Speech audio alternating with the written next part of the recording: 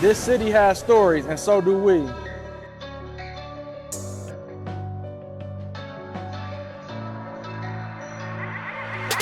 It's not just a podcast, it's a movement.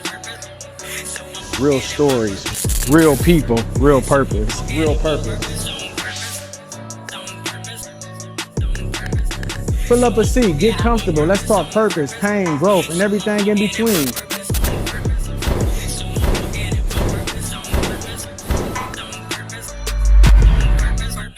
From the heart of Atlanta to wherever you are, welcome to Stool Talk. Let's walk it out in purpose together.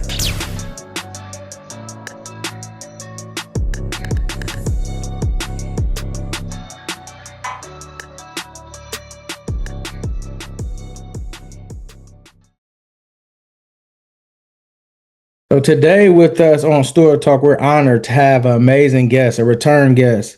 Here on Stewart Talk, we walk on our purpose, on purpose, and today's guest is definitely doing that. A two-time Guinness World Record holder, a great shooter, lethal shooter. She got tremendous talent. This is going to be a great season for her, up and coming. We look forward to see what she's going to do on the court. Ladies and gentlemen, we have with us the one, the only, Miss Ava Pietras. How you doing today? Good. How are you? I'm good. So how has it been this summer? How was your summer? What was going on? Take us through that journey. So first summer was kind of rocky. Just coming back off injury, really wasn't where I needed to be at. And then when July came, it was like game on, lights are on, and it was time to showcase what I had and played really, really good.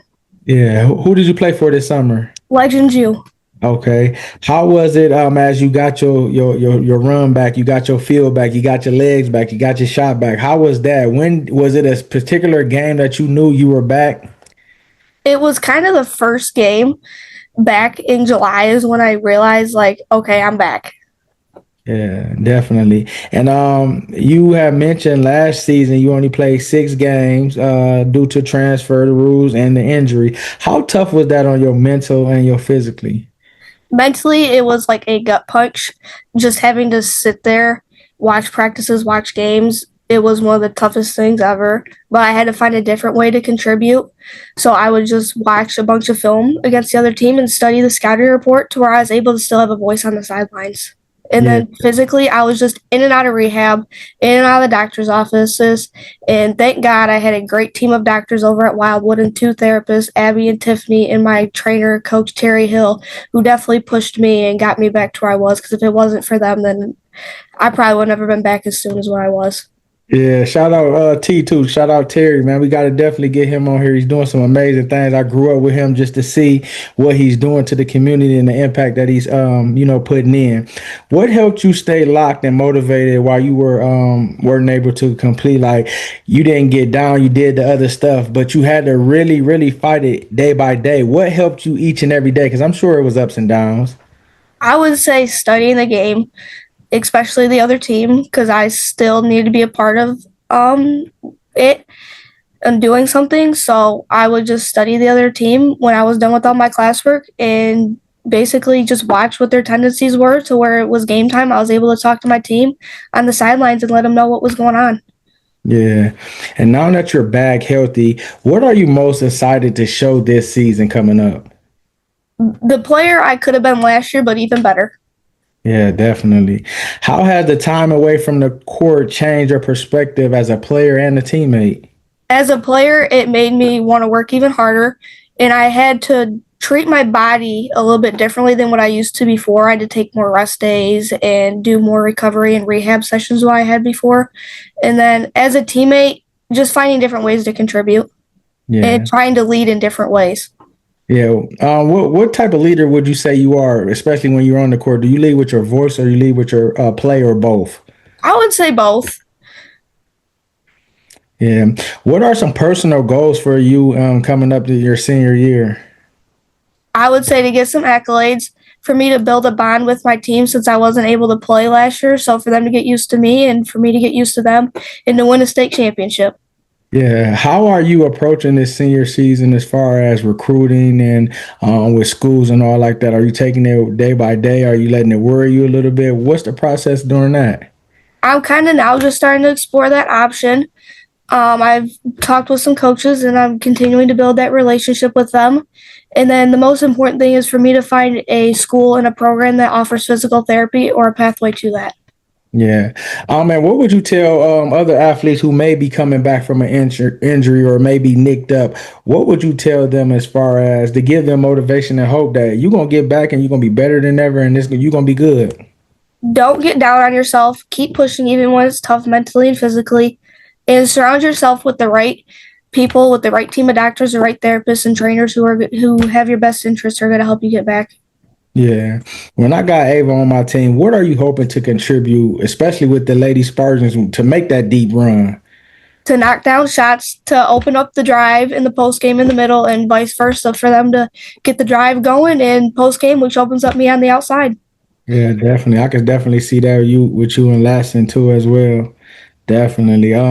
What do you want your coaches and your teammates to remember about you, and your impact after this season? Like, what mark do you want to set going to this final year? That I was a great teammate, I was a great team player, and I truly have the team's best interests at heart. Yeah. And what are you hoping to study when you go to college for school? I want to study physical therapy, especially after my injuries that I've had. Just me being in there and kind of just learning about the job, and it's something that I'd really want to do is to help athletes get back.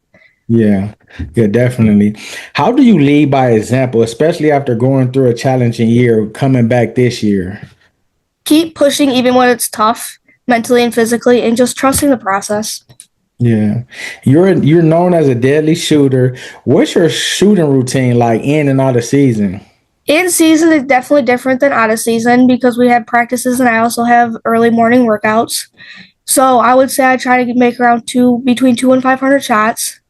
And then out of season, it's a lot different. Able to push a little bit harder, especially with morning workouts in the gym to like from like 6 in the morning till like 12, 11:30, somewhere in there. And then afterwards, get shots up, or the next day I'll make about 500 plus shots. Yeah, who would win a shootout, you or Anthony Miracola? I'd have to say Anthony. He's an amazing shooter. He's the one Shout who out taught to me how to Anthony. shoot. Yeah, shout out to Anthony Miracola, man. That's my guy, man. He definitely a great shooter. And I know seeing you work with him, what have you learned being around his presence, watching him shoot, him teaching you stuff, giving you little, tips and pointers? What have you learned from him? Really, just how to shoot the right way. He really spent time and countless hours with me on making sure my mechanics were all right. Yeah, definitely. And you also compete in shooting contests and go to shooting camps and all like that. You even hold a Guinness World Record, one or two or more. Too.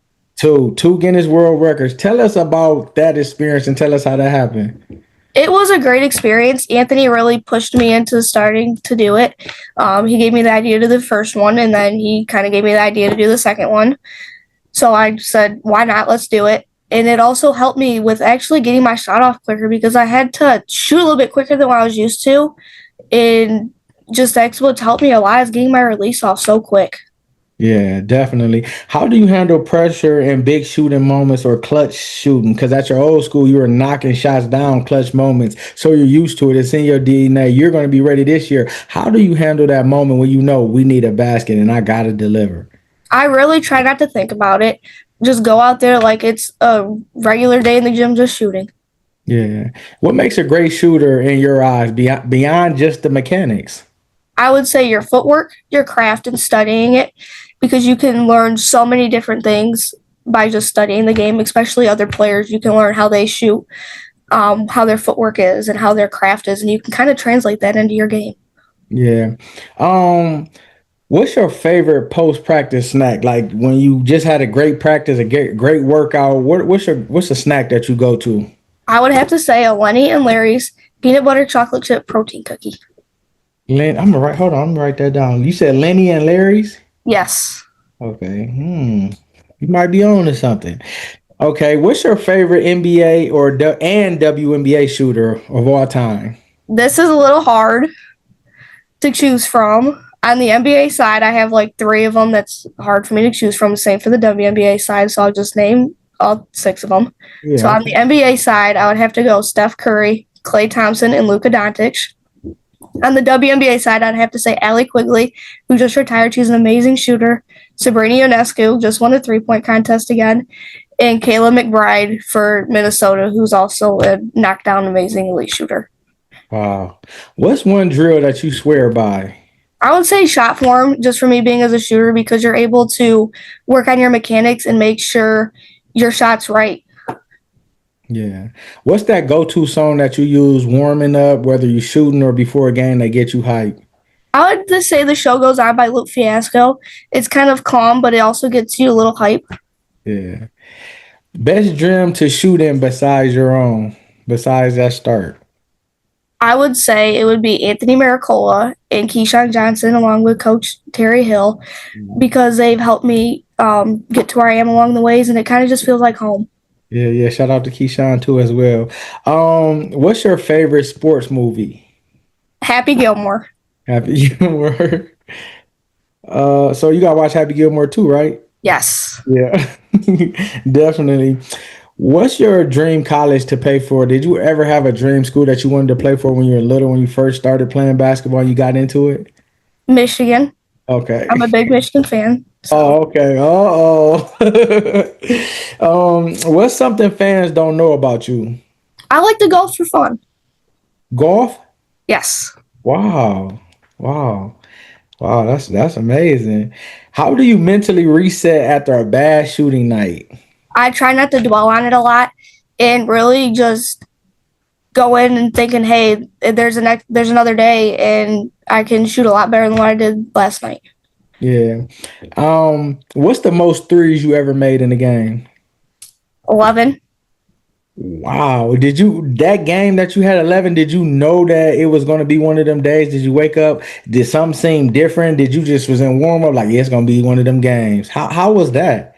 No, I really honestly didn't feel a certain way. When I hit the first one, I'm like, okay, this might be it.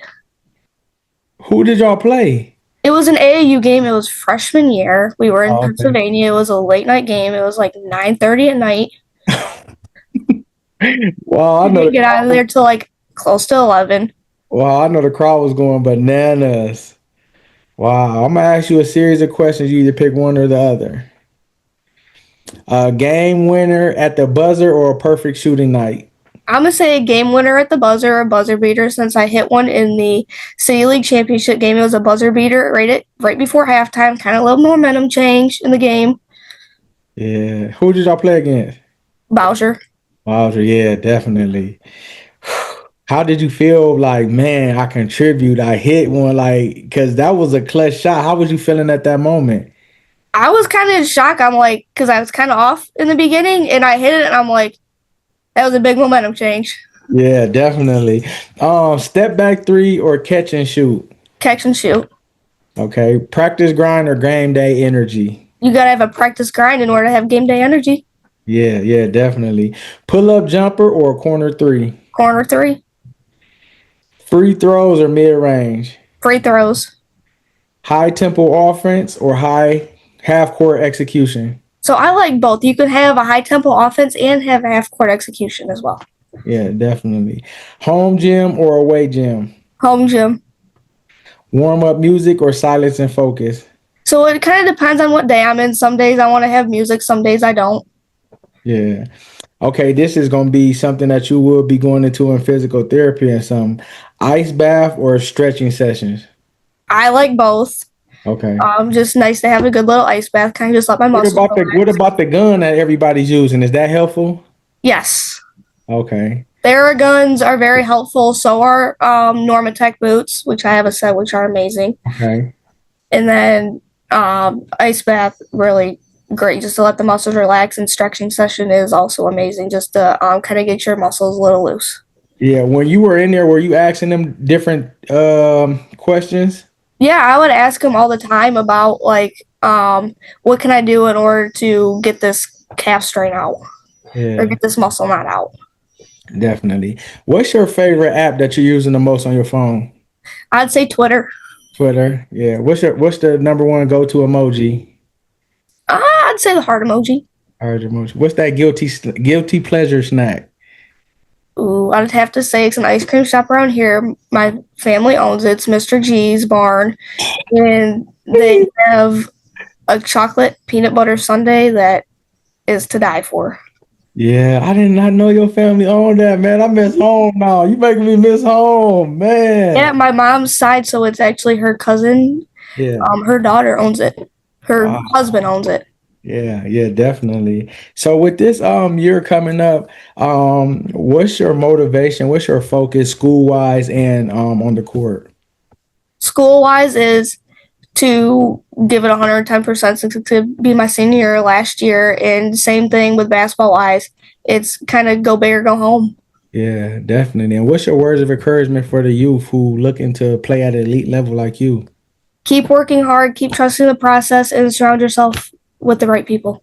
Yeah, definitely. And we're going to be continue to watch over you. We're going to get more interviews, especially when the season comes, to see where you at, to see what's the focus, see the grind, and even share your game because your story is allowing the youth, the others who watch, the little Spartans that watch y'all, that see what y'all doing, and your journey helped them to know that they can be a great player like y'all. So we thank you. We're spotlighting you. I'm proud of you too as well for the comeback. You could have gave up. You could have been, feeling a certain type of way, but you kept your feet to the plow and you kept getting better and you kept practicing and now you're looking to cause havoc in the city league. So I want you this season to go play with that confidence. You're a shooter, shoot with confidence.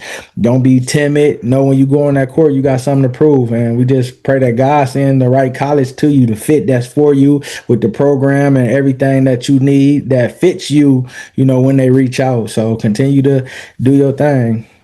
Thank you. Thank you for having me. I really appreciated it. Yep, yep. Ladies and gentlemen, the one, the only, the lead, the two-time Guinness Award winner, Ava Pietras.